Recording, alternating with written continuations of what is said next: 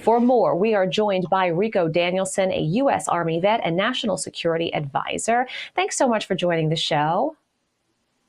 Thank you, Veronica, for having me on. I really appreciate it. So first, for people who may not fully understand the system, let's begin with what is the THAAD system and how does it enhance Israel's missile defense capabilities? Yeah, so the THAAD system is part of the overall picture of the King of Battle. That's what we call the United States Army. It's a thermal high altitude defense system. It's a complementary system to the Patriot missile and also the Patriot system.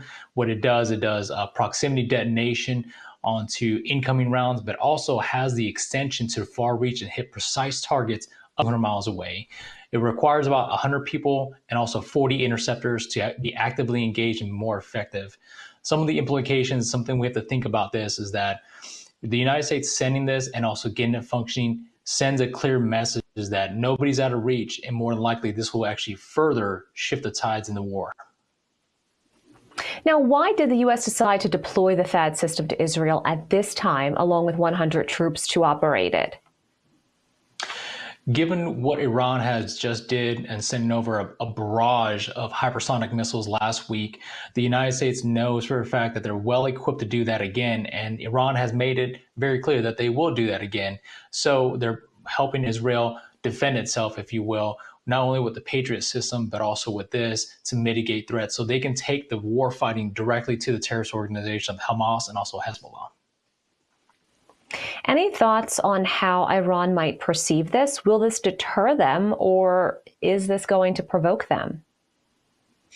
That's a good question. So for strategic purposes, definitely Iran sees this as a threat. If you look at the sea around Iran, there's tons of warfighters, warships, and whatnot. This is just an amplimentary answer to Iran's unrealistic demands, and they probably see this as a threat more than likely, and they'll more than likely increase their threat and vulnerability management around the critical infrastructure, the military bases, and also their high value targets as well.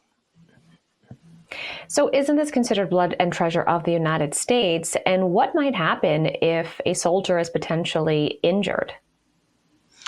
That is a really good question. So these soldiers, more than likely 100 to possibly even 200, 240 are going to go over there in an advisory capacity to the Israeli soldiers. We're not allowed to touch the systems. All we can do is just coach and tell them where to point, click, and shoot.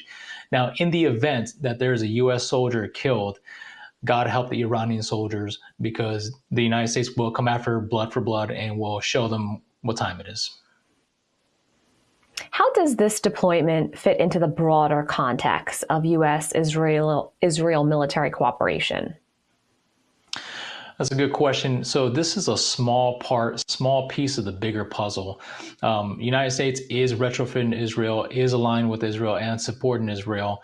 However, if you look at the bigger picture, if they do not secure Israel or they do not support them, then it'll cause further destabilization.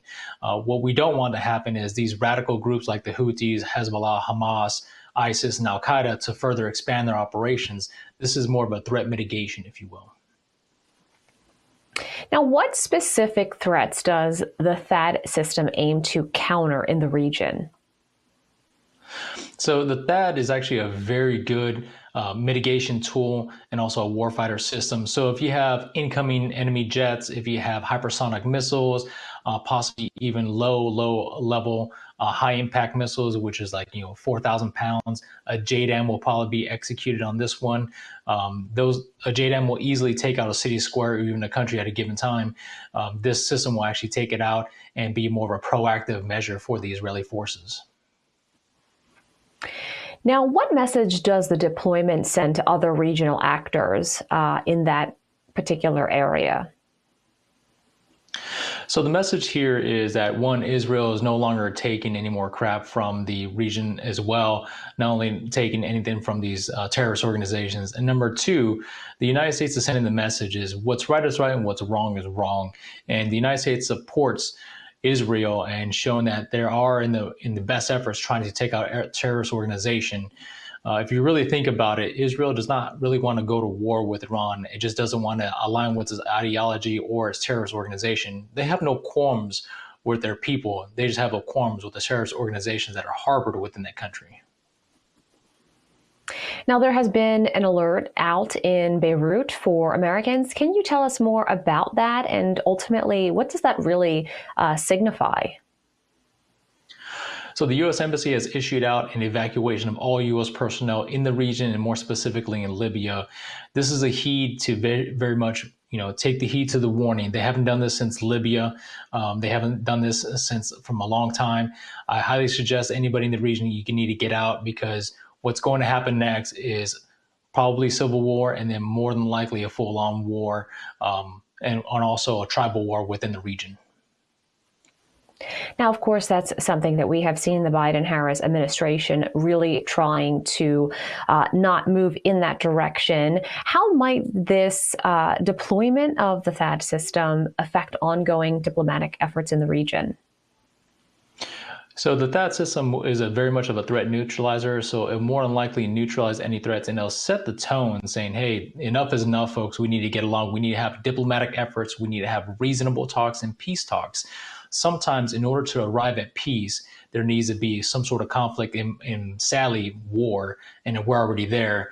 And the best way to mitigate that is kind of like a shock and awe, saying, hey, we're not going to take this anymore, and proceed forward.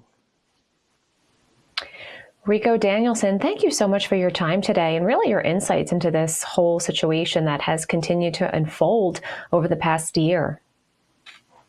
Thank you, Veronica. I really appreciate being on. Thank you.